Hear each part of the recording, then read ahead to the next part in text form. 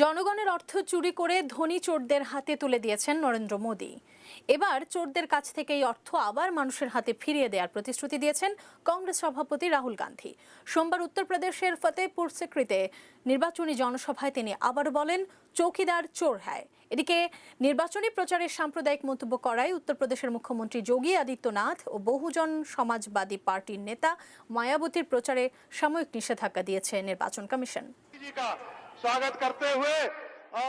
সোমবার উত্তরপ্রদেশের ফতেহপুর সিক্রিতে নির্বাচনী সমাবেশে অংশ নেন কংগ্রেস সভাপতি রাহুল গান্ধী ও তার বোন প্রিয়াঙ্কা গান্ধী।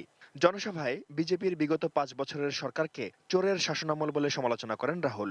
বলেন, মানুষের ব্যাংক অ্যাকাউন্ট ফাঁকা করে চোরদের হাতে অর্থ তুলে দিয়েছেন আরেক চোর নরেন্দ্র মোদী। এই অর্থ আবারও জনগণের হাতে ফিরিয়ে দেওয়ার অঙ্গীকার করেন কংগ্রেস সভাপতি।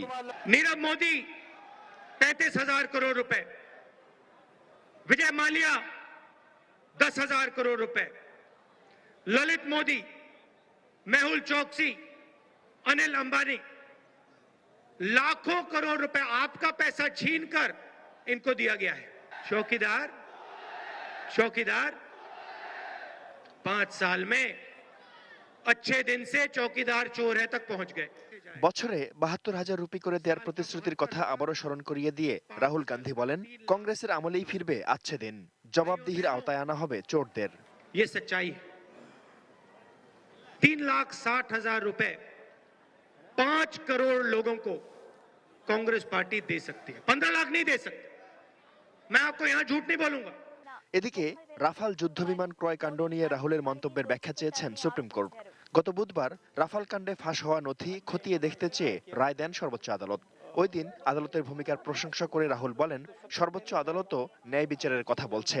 রাহুলের এই মন্তব্য রায়ের ভুল ব্যাখ্যা উল্লেখ করে তা আদালতের নজরে আনা হয়। এরপরই কংগ্রেস সভাপতিকে নোটিশ দিয়ে 7 দিনের মধ্যে ব্যাখ্যা চেয়েছে সুপ্রিম কোর্ট। অন্যদিকে প্রার্থীদের উস্কানিমূলক কথা বন্ধে ব্যর্থ হওয়ায় নির্বাচন কমিশনকে তিরস্কার করেছেন সুপ্রিম কোর্ট। বলেছেন, না ঘুমিয়ে কর্তব্য পালন করুন। এরপরই টনক নড়েছে কমিশনের। সাম্প্রদায়িক মন্তব্যের কারণে উত্তরপ্রদেশের মুখ্যমন্ত্রী যোগী আদিত্যনাথের প্রচারের ওপর 72 ঘন্টা এবং মায়াবতীর প্রচারের ওপর 48 ঘন্টার জন্য নিষেধাজ্ঞা দিয়েছে নির্বাচন কমিশন। নরেন্দ্র মোদীর হেলিকপ্টারে রহস্যজনক ট্রাঙ্ক নিয়ে যাওয়াকে কেন্দ্র করে দেশটির রাজনীতিতে নতুন করে উত্তাপ ছড়িয়েছে। গত 9 এপ্রিল কর্ণাটকের চিত্রদুর্গে নির্বাচনী প্রচারে যান মোদী।